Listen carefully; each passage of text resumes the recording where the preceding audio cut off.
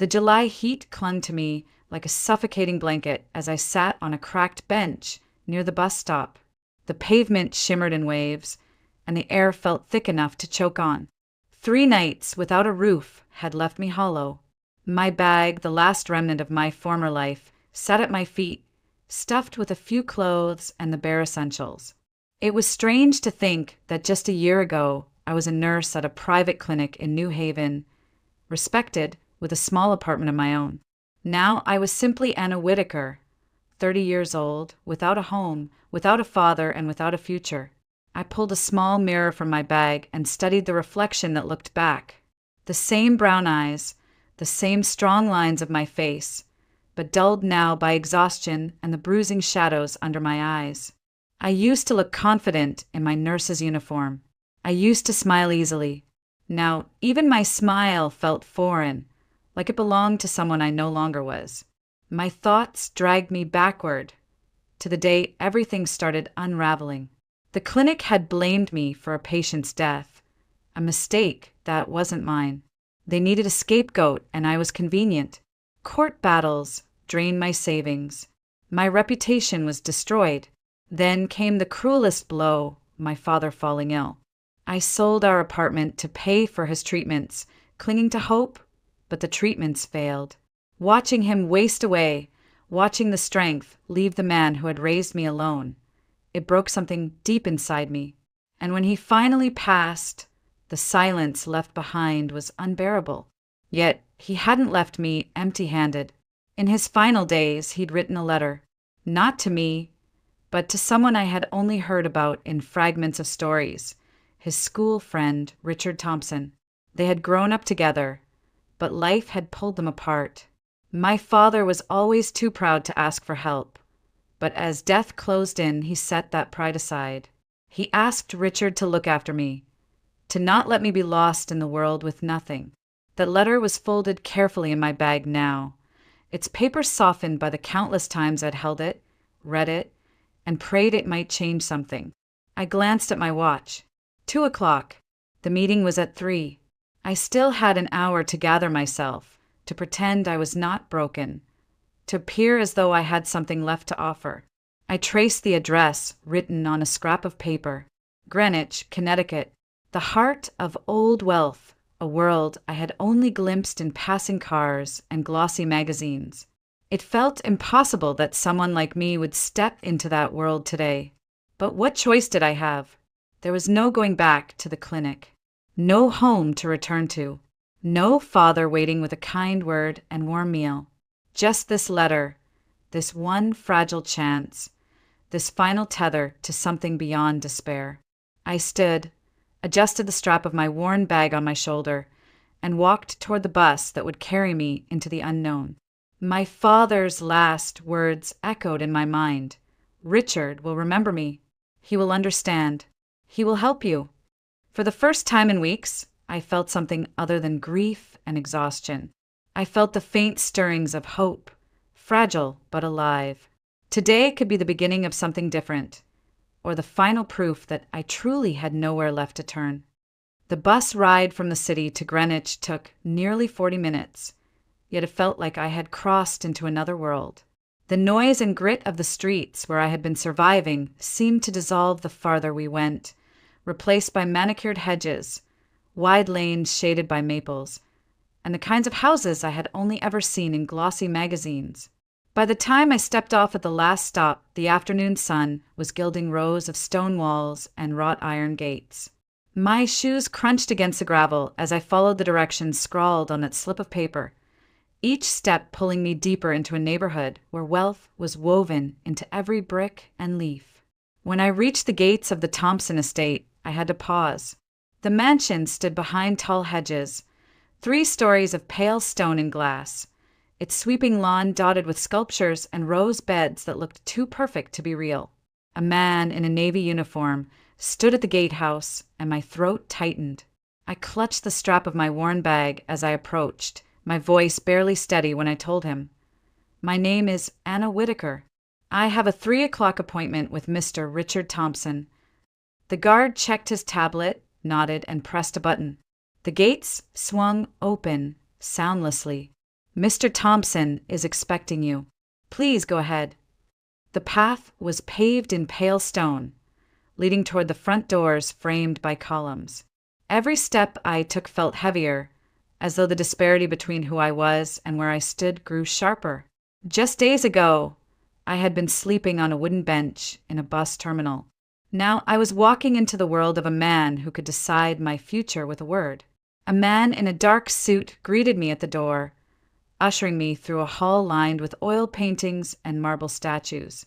My breath caught at the sheer expanse of it, the vaulted ceilings, the chandeliers, the polished parquet, floor gleaming under my worn shoes. Mr. Thompson is waiting in his study, the man said, his tone courteous but distant. I was shown into a room paneled with dark wood, where shelves of leather-bound books rose toward the ceiling. Behind a massive desk stood Richard Thompson himself. He was taller than I expected, his hair touched with gray, his eyes sharp but not unkind. "Miss Whittaker," he said, stepping forward to shake my hand. "I'm glad you came." I handed him the letter. His gaze lingered on the envelope as if it weighed more than paper and ink. He opened it, read silently, his expression controlled except for a slight tremor at his mouth. When he finally looked up, his voice carried a note of quiet respect. "Your father, he was a proud man. I wish I had known of his illness sooner." I told him everything then. The false accusation at the clinic, the lawsuit that ruined me, the endless hospital visits, the sale of our home, the nights I spent at his bedside begging for a miracle. My words were steady, though each memory cut like glass. He listened without interruption, his fingers pressed together under his chin. When I finished, the silence in the room was heavy. Then he leaned forward. "You trained as a nurse. I may have a place for you here. My father, Charles, suffered a stroke 6 months ago. He's made progress, but he still needs constant care. Our caregiver recently left, and I need someone I can trust." For a moment, I thought I had misheard. Work. A room? Stability? The tears that had been burning behind my eyes threatened to spill, but I forced myself to hold steady. "Are you offering me the job?" "Yes," Richard said simply. "Work here, live here, be compensated fairly. My father is difficult, but I believe you can handle him." I drew in a long breath, feeling something I hadn't in weeks. Hope. Fragile, trembling, but real. For the first time since I buried my father, I could imagine that maybe I wasn't at the end of my story. Maybe I had just stepped into its next chapter. I followed the house, attendant up the wide staircase, my steps muffled by the thick carpet. The corridor smelled faintly of polish and lavender, and sunlight streamed through tall windows, casting golden patterns on the walls. He paused outside a set of double doors and knocked gently. From within came a gruff voice, low but firm. "Come in." The study was large, airy, with tall windows that overlooked a garden. By the window sat an elderly man in a high-backed chair, a cane resting against the table beside him. His posture was stiff, his silver hair neatly combed back. But what struck me most were his eyes, sharp, calculating, as if measuring me before I'd even spoken a word. This was Charles Thompson. "So," he said, his voice touched with irony, "you're the one they've sent to keep me alive. Another jailer." I forced a smile and stepped forward. "My name is Anna Whittaker. I'm pleased to meet you, Mr. Thompson." He studied me openly, his gaze traveling from my face down to my shoes. Then, unexpectedly, he gave a short laugh. "At least you're not dull to look at." The last one looked like she'd been pickled too long. From behind me, Richard's voice cut in, calm but firm. "Father enough. Anna is here because she's capable, not for your amusement." Charles only lifted a brow, unconcerned. "We'll see. I've run companies, Anna. I can tell when someone is weak. If you last more than a week, maybe I'll start to believe you're worth the trouble." His words should have stung, but instead I felt a strange steadiness take hold. "I don't intend to be weak," I said simply. For the first time, something like a smile tugged at the corner of his mouth. "Good. We'll get along, then. That evening, I was invited to join them for dinner. The dining room was vast, with a table that could have seated 20, though only 4 places had been set. Richard sat at the head, Charles at his right, and beside him a woman I hadn't yet met. She was tall, with elegant silver hair coiled at her neck, her posture perfectly straight. A string of pearls glimmered at her throat. "This is my aunt, Margaret Thompson," Richard introduced. Margaret's voice carried the lilting resonance of someone who had once commanded an audience. "So, you are Anna. Richard tells me you've had a difficult time. Well, this house can be unforgiving, but I hope you'll find it a place of refuge." Her gaze was steady but not unkind. There was dignity in her every movement, the aura of a woman accustomed to fine theaters and concert halls. I realized with a start that she must be the same Margaret Thompson whose name I had seen once on a faded opera poster in a thrift shop. The meal was formal but not cold. Conversation flowed in measured tones, with Charles occasionally grumbling but never directing his sharpness at me again. Margaret asked about my nursing background, and I answered cautiously, leaving out the humiliation of the clinic. She nodded, as if she understood more than I said. Afterward, the housekeeper, a kindly woman named Mrs. Howard, led me to a guest room in the West Wing. When she opened the door, my throat tightened. The room was spacious, with a soft bed dressed in crisp linen, a window overlooking the garden, and even a small adjoining bath. To anyone else, it might have seemed ordinary. To me, after 3 nights on a station bench, it was salvation. As I sat on the edge of the bed, the exhaustion of the past weeks pressed down on me. But for the first time, I allowed myself to believe I might have a place again. Not just as a guest, but as a person who belonged. I was exploring the house one quiet afternoon, tracing my fingers along the shelves of Charles's study, when my eyes landed on a silver frame placed deliberately on his desk. It was a portrait of a young woman, her features delicate yet striking, her gaze carrying that mix of innocence and quiet defiance only the truly alive can hold. Beneath the frame was a nameplate, polished to perfection, Catherine Thompson. My breath caught. The name echoed through me, colliding with memories I had long buried.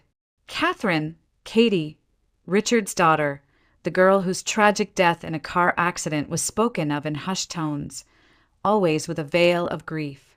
Everyone said she had been taken too young, and Charles, her godfather, had never quite recovered from the loss. But it wasn't just the name that rattled me. It was the face. I leaned closer, my pulse hammering. I knew those eyes. I knew the curve of that jawline, the subtle tilt of her lips. They belonged not only to Catherine Thompson, but to a patient I had once tended to in the dim corridors of the state psychiatric hospital. Her name had been Yevdokia, though she barely answered when spoken to. Her hair was disheveled, her voice fractured, her eyes haunted. Yet beneath the layers of neglect and madness, I had recognized beauty, a spark of something broken but not extinguished. The resemblance was undeniable. I remember pausing, back then, thinking she looked out of place in that sterile, gray institution, like a bird with clipped wings shoved into a rusting cage. And now, staring at Catherine's portrait in Charles's home, my memory refused to dismiss the possibility. They were the same. They had to be. A cold chill swept through me, though the study was warm, the fire in the hearth still crackling from the morning. Could it be that Catherine hadn't died at all? That the accident was a lie? A story woven tightly enough to conceal a truth too dangerous to speak? But if she lived, why was she locked away in that asylum under another name? Who had placed her there, and what were they protecting or hiding? I sank into Charles's armchair, the weight of it pressing down on me. This wasn't idle curiosity. It was a thread of fate tugging at my hands, daring me to unravel it. I thought of the nights I had spent at the hospital, the cries of patients echoing through the halls, Yevdokia's hollow eyes meeting mine through the bars of her world. What if she had tried to tell me something then, in her fractured murmurs? What if I had missed the chance to save her? The photograph stared back at me, as if accusing me of complicity. I knew in that moment I could not let it go.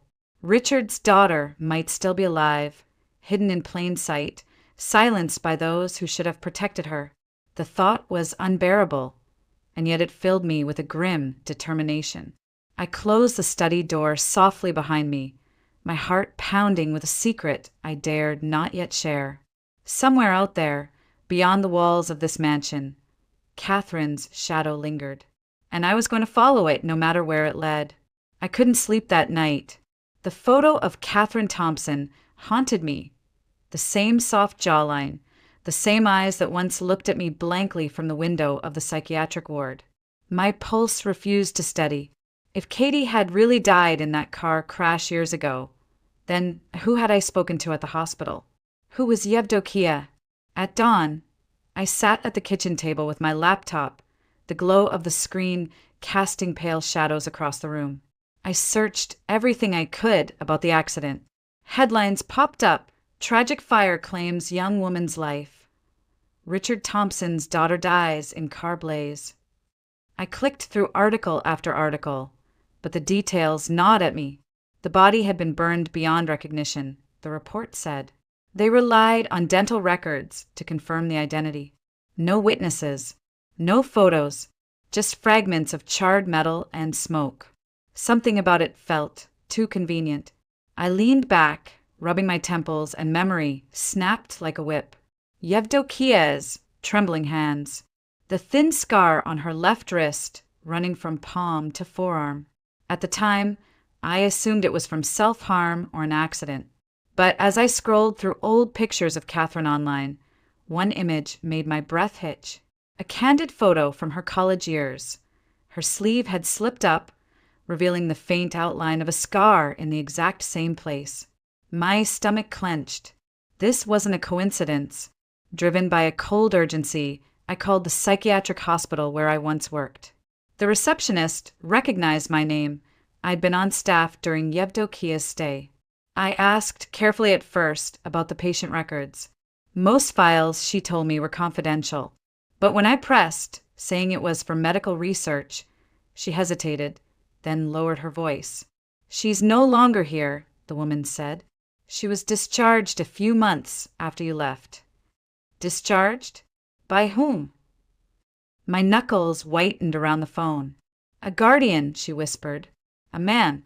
Signed all the papers. Very well connected. His name was Alex Griffin." The air left my lungs in a sharp, unsteady exhale. Alex Griffin, the polished partner of Richard Thompson, the man who smiled like a politician and moved money like a magician. Of course it was him. He wasn't just Richard's associate, he was his shield, his fixer. I hung up and sat in silence, staring at the wall. 1,000 fragments locked together in my mind. Katie hadn't burned to death in that car. She had been hidden, renamed, buried alive in another kind of prison. And Alex Griffin had made it happen. The weight of it pressed into my chest. For years, people had pitted Richard's loss, admiring his strength in the face of tragedy. Meanwhile, the truth was rotting under their feet.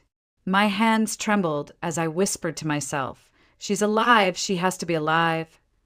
The suspicion I carried had transformed into conviction. The shadows of the Thompson family stretched further than I imagined, and now I was entangled in them. One thing was certain, I couldn't walk away anymore. I couldn't shake the feeling that something about this family's history was far from what they let on.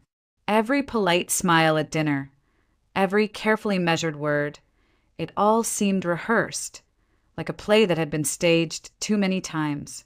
And the more I listened, the more I noticed the cracks. Charles avoided any mention of Catherine, Richard's late daughter, like the topic itself was cursed. But I had seen her face, those photographs in his study. And I had seen that same face before in a psychiatric hospital, staring at me with haunted eyes under a different name, Yevdokia. That alone was enough to keep me awake at night. But there were other threads, and I began tugging at them one by one. Richard's business partners, Alex Griffin and Anthony Myers, were names I kept hearing in passing. Their relationship with the family seemed cordial now, but the records told another story. I spent hours combing through public filings, old news clippings, and even forgotten corners of the company's archives. What emerged was a picture of greed and resentment. Griffin and Myers had once been Catherine's strongest allies, yet disputes over money, stock options, and missing funds had turned their alliance bitter. Still, bitterness alone didn't explain why a young woman had vanished. It wasn't until I ventured into Catherine's old room that the pieces began to shift into place. The room had been left almost untouched, a shrine of sorts, her favorite books neatly stacked, perfume bottles gathering dust, a faded scarf draped across the chair as if she had left in a hurry and would return any moment. I don't know what pulled me to check the desk, but when I slid open the drawer, my hand brushed against a worn leather notebook. Its pages were fragile, edges frayed, the ink smudged in places as if she had written in haste or with fear pressing down on her.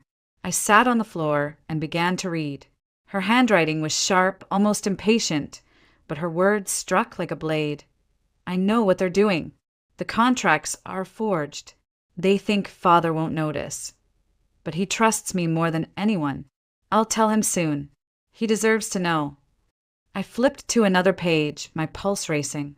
I confronted Alex today. He brushed me off, but I could see the panic in his eyes.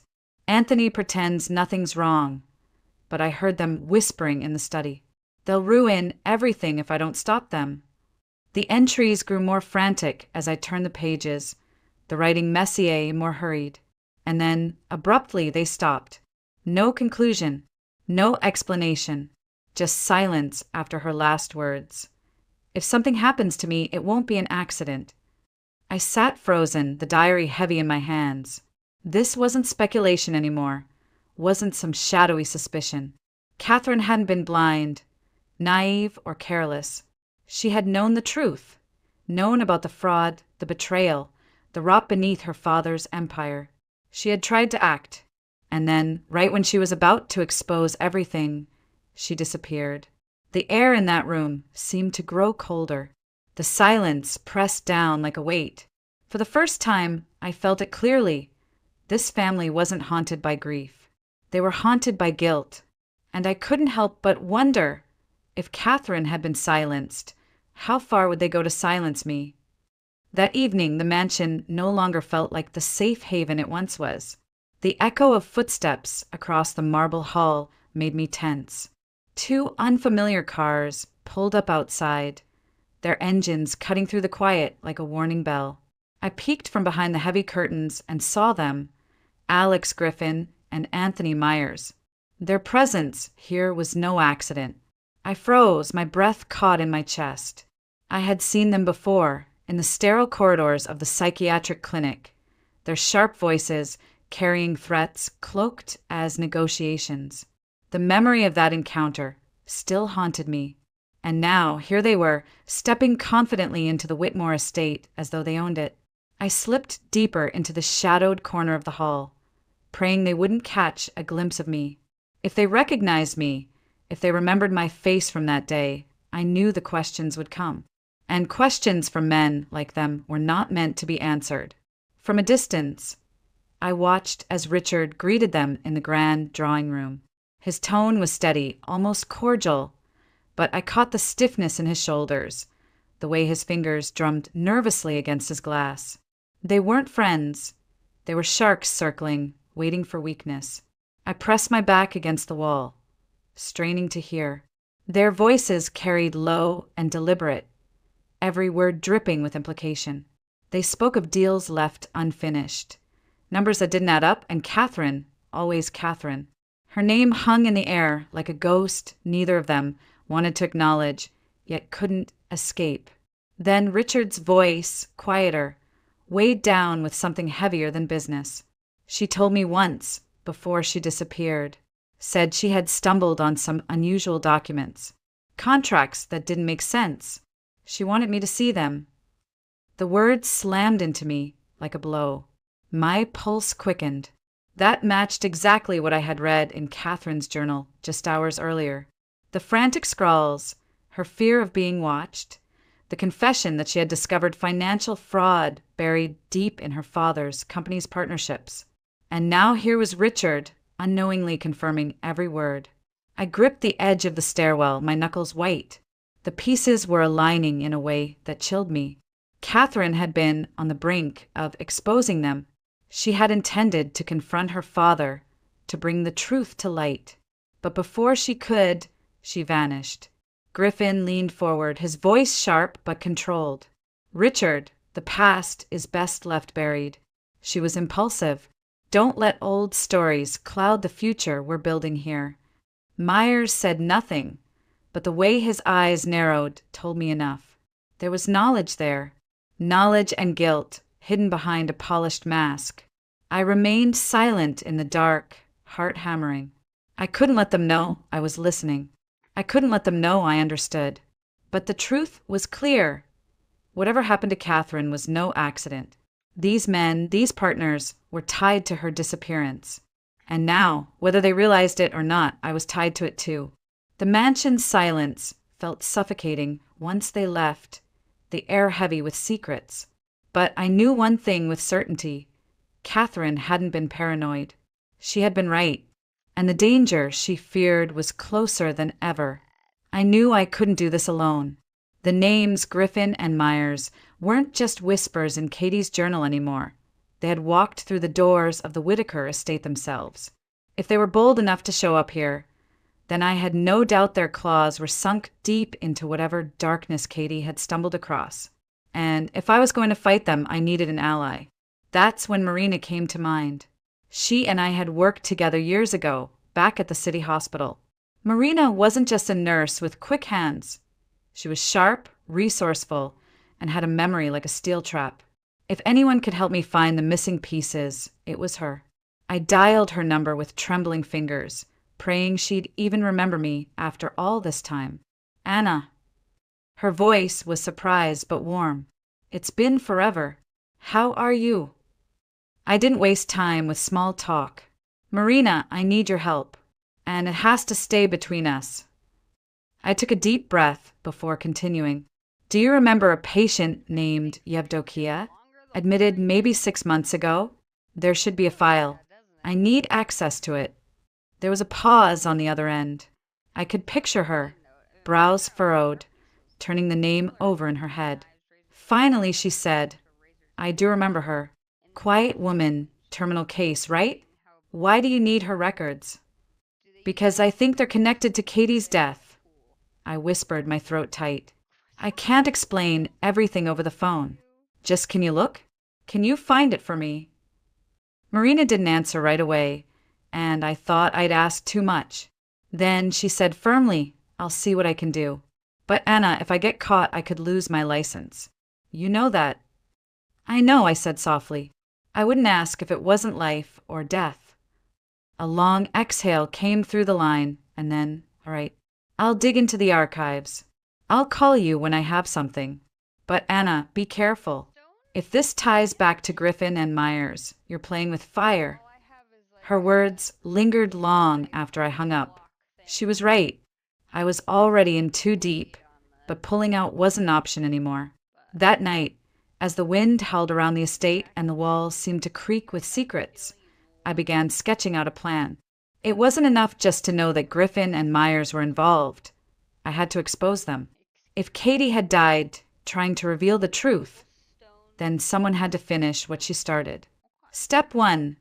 Wait for Marina's call. If Yevdokia's medical records showed irregularities, falsified signatures, or unexplained treatments, it would be my first thread of evidence. Step 2. Track down Katie's trail. Somewhere out there, hidden beneath the lies, was proof that she hadn't simply vanished into the grave they claimed she was in. Step 3. Prepare myself for the storm. Because going after Griffin and Myers wasn't just about paperwork or whispers in journals. These men didn't operate in half measures. They were dangerous, and now I was standing in their shadow.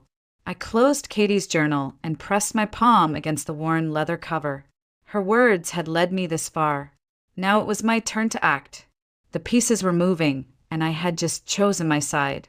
And though my chest was tight with fear, a spark of resolve burned brighter than ever.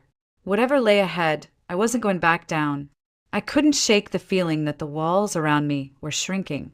Griffin and Myers were showing up at the house more often, strutting through the halls as if they owned them. They never said much to me directly, but the way their eyes lingered, cold, watchful, sent a chill down my spine every time. Their presence wasn't casual. It was deliberate, a silent reminder that I was stepping into territory where I didn't belong. One evening, Charles closed the study door behind him and leaned heavily against the desk. His voice was low, almost a whisper. "There's something you need to know about Katie," he said, his gaze fixed on the fire. My heart skipped. She argued with Griffin the week before the crash. It wasn't a small fight. She accused him of pushing her into a deal she didn't want. She threatened to walk away from the contract entirely. I felt my breath catch. And then the accident happened. He nodded slowly, his expression grim. Griffin claimed it was a misunderstanding, but Katie wouldn't have driven on that road, not in the middle of the night. She hated that stretch. Too narrow, too many blind curves. She avoided it unless she had no choice. The implication hit me like a blow. I had been dancing around the idea, but hearing Charles say it out loud made it real. Katie's accident might not have been an accident at all. After that conversation, I started noticing things I had brushed off before. A car idling at the end of the driveway longer than it should. Footsteps echoing on the porch when no one came to the door. The faint sense that eyes were on me even when I was alone in the kitchen, the blinds half drawn. At night, I lay awake listening to every creak of the old house, every shift of wind against the shutters. My rational mind told me I was being paranoid, but instinct whispered otherwise. Paranoia didn't explain the shadow I caught in the reflection of the living room window. It didn't explain the way Griffin's smile lingered too long, sharp at the edges when our eyes met. Marina had promised to get me the files. I clung to that hope like a lifeline. But hope came with risk. If Griffin and Myers discovered what I was doing, I wouldn't just be putting myself in danger. I'd be dragging Charles into it too. One afternoon, while walking through the garden, I heard the crunch of gravel behind me. I turned, but no one was there. My pulse hammered in my ears. Somewhere deep inside, I knew I wasn't just imagining it. Someone was watching. And for the first time since this all began, the fear was no longer distant. It was here, in the air I breathed, tightening around me like a noose. The more I read, the more I realized Catherine had left breadcrumbs, small, careful notes that now painted a much darker picture. The diary pages were fragile under my fingertips, the ink faint but still sharp enough to pierce through decades of silence. She had written about meetings with Griffin and Myers, about contracts that were supposed to benefit the family but instead bled the estate dry. The entries mirrored everything Charles had confessed to me, down to the very day Catherine had argued with Griffin before the accident. The alignment between their stories was too precise to be coincidence. One passage made my stomach twist. If I push harder, they will make me disappear. I know what they are capable of. I stared at the line until the words blurred. She had known. Catherine hadn't been naive. She had been cornered, isolated, and silenced. I closed the diary and pressed it against my chest, fighting the shiver crawling up my spine. My instincts screamed, louder than ever. I wasn't just digging into the past anymore. I was stepping onto the same path Catherine had walked, and I could feel the walls closing in. Every glance over my shoulder, every flicker of a car parked too long on the street, every creak outside my window felt like a warning. And yet I couldn't stop. I started organizing the evidence, pages copied, photographs cataloged, Charles's testimony written down. Each detail built a scaffolding of truth, but I knew scaffolding could collapse if I wasn't careful. The more I pieced together, the clearer it became. Griffin and Myers had orchestrated not just financial ruin, but lives broken to keep their grip intact. Catherine had stood against them, and it had cost her everything. I whispered to myself, I won't let it end the same way. Still, the sense of time running out pressed on me. Nights felt shorter. My heartbeat never slowed. Even the simplest tasks, checking the mail, walking down the driveway, became exercises in paranoia. I caught shadows moving where no one should be. Once, I swore I heard footsteps behind me, only to turn and find empty air. But I trusted my intuition, and it told me the storm was almost here. I locked the diary away, but the words clung to me like smoke. The truth was no longer just about Catherine or the Thompson estate. It was about survival. I had uncovered enough to shake the foundation of Griffin and Myers, and they would know it. Sitting at the desk late one night, I wrote one final line in my notebook. There's no turning back. I didn't know what the next day would bring, only that the collision was inevitable. The evidence, the danger, the legacy, it was all converging.